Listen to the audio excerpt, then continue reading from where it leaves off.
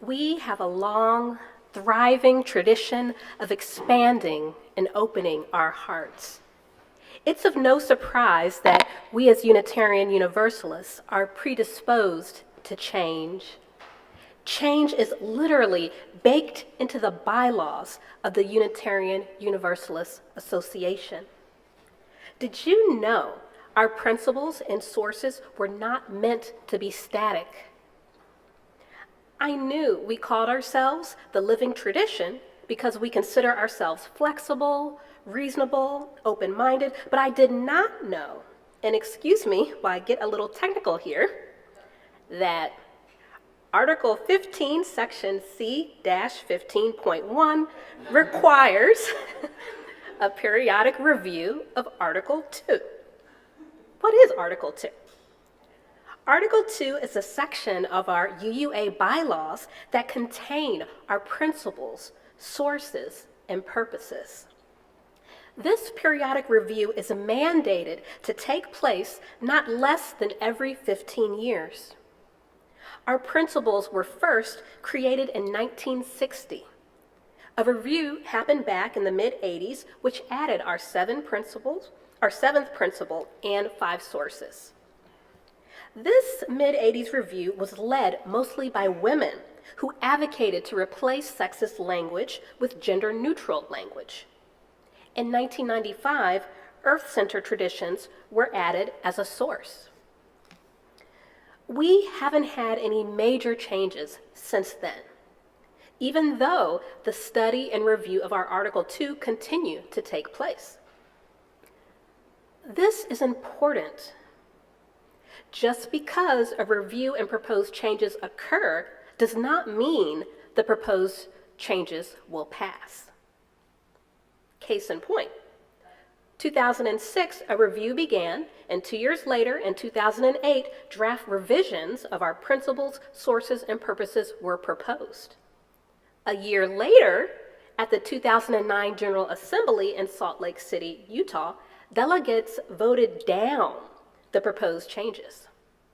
The vote was very close, with a 13-vote difference. 573 to 586. To be clear, right now in 2003, we are in the midst of such a review. Our forebears who called and crafted this rule of periodic review wanted to ensure our faith deliberately adapted to the future and that we remained without a permanent dogma. When these 15 reviews start, it moves along in a 2-year proposed process of deep discernment that includes input from individuals and eventual voting by delegates. These delegates vote twice.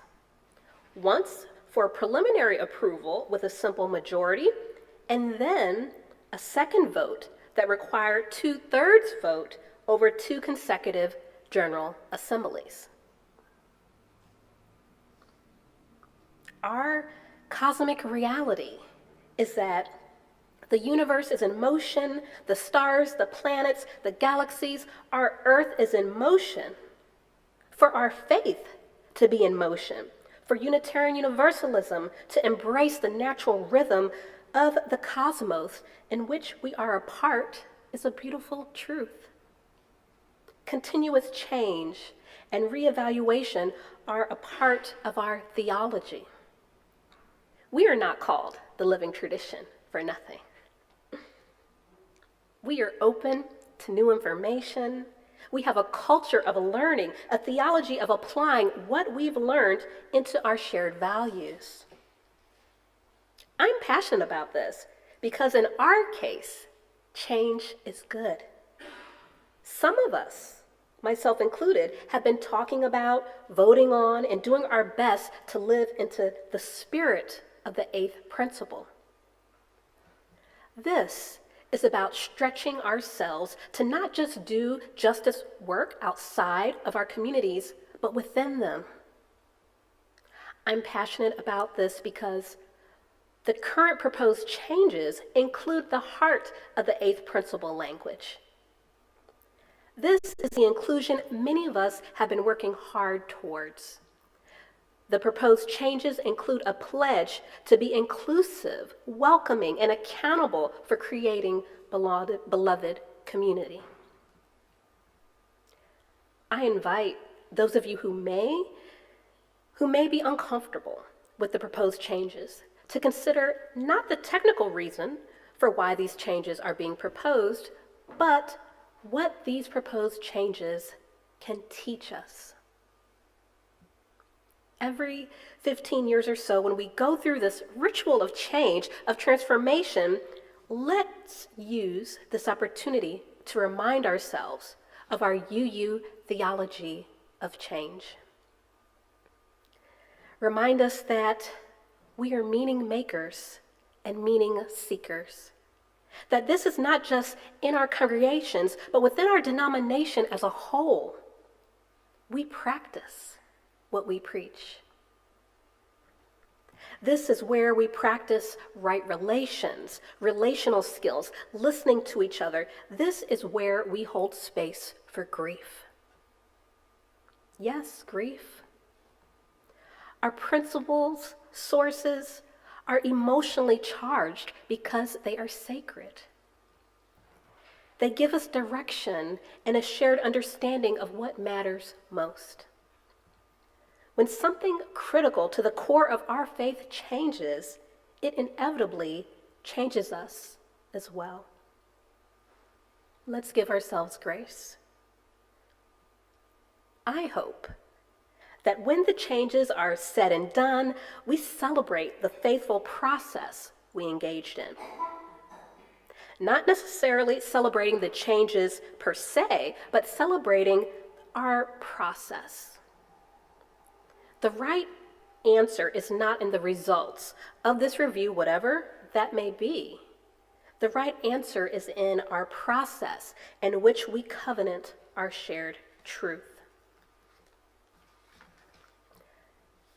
Let's get started with a deep dive into what this new proposal says. A few moments ago, we heard a reading from this Article 2 draft proposal. The first part of the proposal seeks to clarify and reframe our shared understanding of what inspires our UU faith. And I quote, "Grateful for the religious ancestries we inherit and the diversity which enriches our faith, we are called to ever deepen and expand our wisdom." So as our understanding expands, we speak our truth. We cannot reach our goals without transformation. The second part of the reading lifts our commitment to inclusion. It acknowledges the harm caused by unchecked systems of power, privilege, and oppression. It pledges to replace these barriers with solidarity and mutual respect. This language makes clear our goal of empowering each other to participate without undue oppressive obstacles. That's right, amen. This proposal expresses that we are inspired by multiple sources of wisdom and experience. That we covenant and agree to replace systems that create barriers with solidarity that creates belonging. Our multifaceted inspirations and pledge of inclusion seem to set the groundwork for the next section of the proposal that continue with values and covenant. It's clear that the spirit of our principles is here, yet they are now called values and are rephrased for clarity. This section includes 7 values: love, justice, generosity, transformation, pluralism, equity, and interdependence. They read as follows. Love. Love is the power that holds us together and is at the center of our shared values. We are accountable to one another for doing the work of living our shared values through the spiritual discipline of love. Inseparable from one another, these shared values are interdependence. We honor the interdependent web of all existence. We covenant to cherish earth and all beings by creating and nurturing relationships of care and respect. With humility and reverence, we acknowledge our place in the great web of life, and we work to repair harm and damaged relationships. Pluralism. We celebrate that we are all sacred beings, diverse in culture, experience, and theology. We covenant to learn from one another in our free and responsible search for truth and meaning. We embrace our differences and commonalities with love, curiosity, and respect. Justice. We work to be diverse, multicultural, beloved communities where all thrive. We covenant to dismantle racism and all forms of systemic oppression. We will support the use of inclusive, democratic processes to make decisions. Transformation. We adapt to the changing world. We covenant to collectively transform and grow spiritually and ethically. Openness to change is fundamental to our Unitarian and Universalist heritages, never complete and never perfect. Generosity. We cultivate a spirit of gratitude and hope. We covenant to freely and compassionately share our faith, presence, and resources. Our generosity connects us to one another in relationships of interdependence and mutuality. Last but not least, equity. We declare that every person has the right to flourish with inherent dignity and worthiness.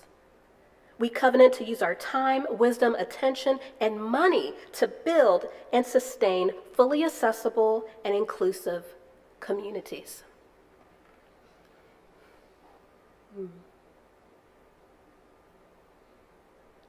These are what our shared values may look like in the future. There are 3 changes that I believe are important to acknowledge. The first is that in this proposal, there are no numbered 7 principles. That can feel like a big change, and for some it is. Can we hold space for those who are experiencing grief around that? Can we remember that someone can grieve for what was lost while still being supportive of this proposal? May we remember that this space is not an either or space. This is a process and ritual of many feelings, many conversations, discovery, reflection. The second is that in this proposal, the 8th principle is alive and well. Did you hear it? Did you feel it? It's weaved into the proposed value of justice. And I quote, "We covenant to dismantle racism and all forms of systemic oppression. We support the use of inclusive democratic processes to make decisions." The third change that I'd like to lift up is the inclusion of the word love. The proposal finally lifts up love. The fact that we are just now including love is an example of where this proposal catches up to our lived experiences as UUs. Despite holding up love in such high regard, it was never mentioned in any of our principles. It's time love gets its proper recognition and place as the, and I quote, enduring force that holds us together. All this is to say that this mandated, Spirit-led transformation is one of the most sacred, meaningful rituals our denomination engages in. And it has not been acknowledged with the deep reverence it deserves. So let's change that, starting today. What do we do now as a congregation? What do we do now as an individual person of liberal, rational belief? Let's explore what our next steps could look like from the lens of spiritual practice, democracy, and rationality. Change is how we have chosen theologically to define our future. This is in deep contrast to some faith traditions which are deliberately static. It's not so much that we hold change itself as sacred, it's that our theological understanding is that we honor the interdependent web in which we exist. Our next steps might look like this. We listen to the joys and sorrows of our community. We repair bonds broken, covenants undone. This interdependent web is about many things, including relationships. As we become aware of our relational concerns, we take action to make things right. We change for the better. We consider compassionate processes that support not repeating mistakes. We revise to what contributed to failures. We remove what causes pain. We clarify our shared meanings and reassess our priorities in today's context with an eye toward growing together in a meaningful way. We embrace change to increase our resilience and upholding covenants in which our relationships can thrive. Yes, we may fall short, and yes, we must keep trying. The relational interdependent web is our reason. Embracing change as a spiritual practice is our how. The when is now. The where is within the UUA, it's within our congregations, and within ourselves. The Reverend Kathleen Rowlands, author, UU minister for over 29 years, and an accredited interim minister who I've had the honor of being mentored by during my seminary internship. She says this about our living tradition. Throughout history, we have moved to the rhythms of mystery and wonder, prophecy, wisdom, teachings from ancient and modern sources, and nature herself. We move.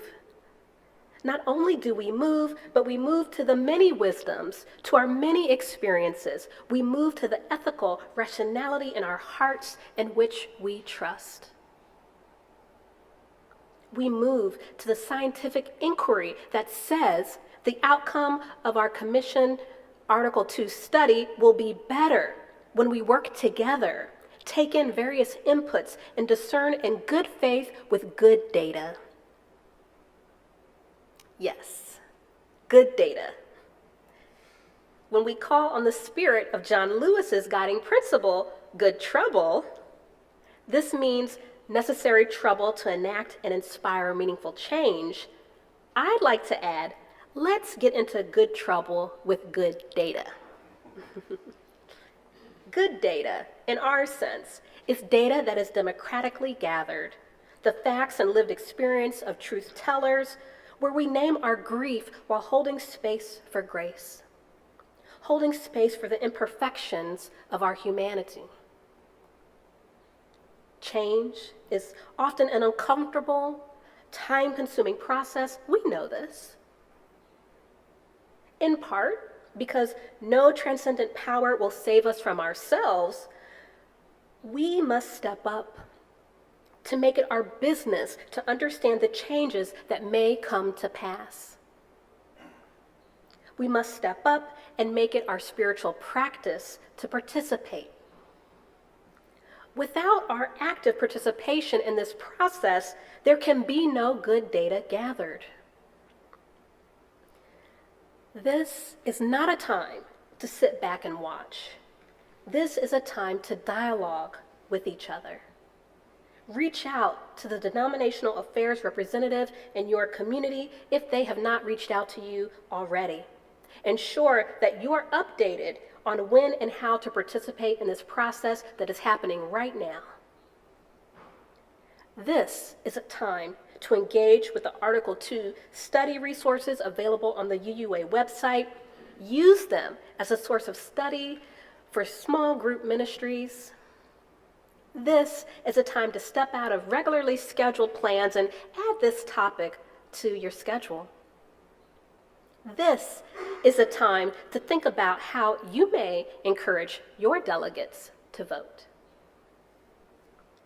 For the past few months and continuing on, UUs all over have offered their voices so that the Article 2 Commission had good data to work in an inclusive way that captured many voices.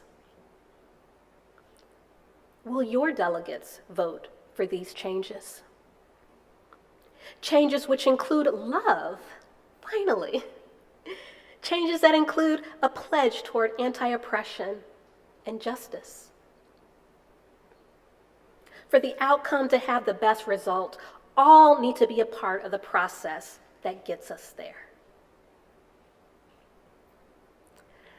And let me illustrate this point by saying that it's impossible to deepen without change. This is why we regularly reevaluate our principles, purposes, and sources. Are they doing the job we need them to do? Do they reflect who we wish to be?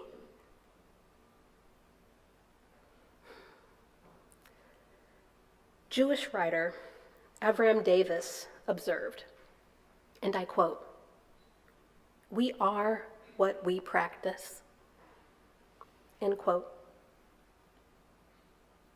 So let's practice change. Let's practice acknowledging this every 15-year ritual with reverence and honor. Let's practice, as my favorite philosopher Bruce Lee says, be like water. Unitarian Universalism is a fluid faith. I further call on the wisdom of Bruce Lee as he reminds us, be like water, making its way through cracks. If nothing within you stays rigid, outward things will disclose themselves. Empty your mind, be formless, shapeless like water. Now, water can flow or it can crash. Be water, my friend.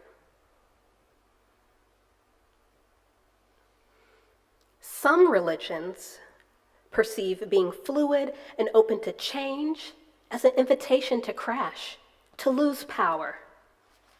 We are so beautifully different. We choose our way forward. We create our future. We choose to flow and be fluid. We choose to perceive open-mindedness as a virtue. It is unethical to remain unchanged when good data comes, when our circumstances change. When family grows and a baby needs a seat at the table, we use our resources to get a chair that's comfortable and safe. If an adult now uses a wheelchair, in order to include them at the table, we must first remove the old chair to make space for them.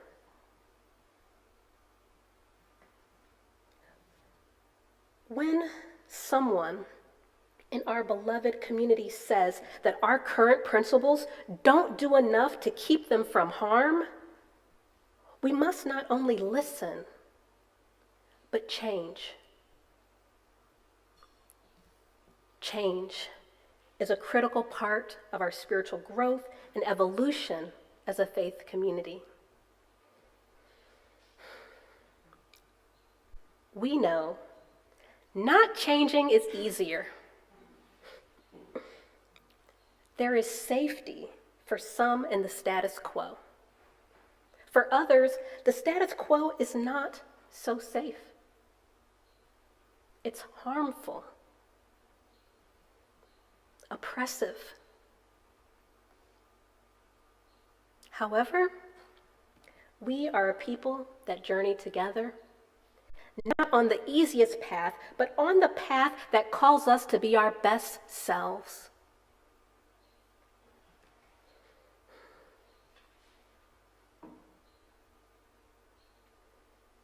Jesus could have taken the easy path,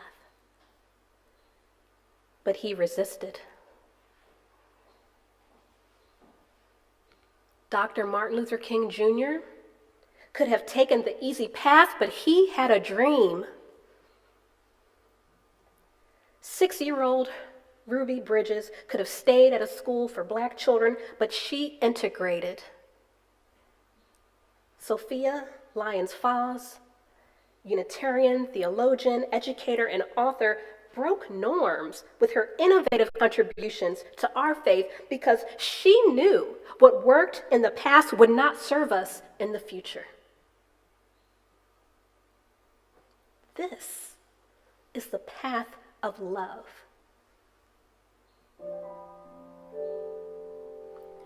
When our principles transform, so do we. May we be true to who we say we are.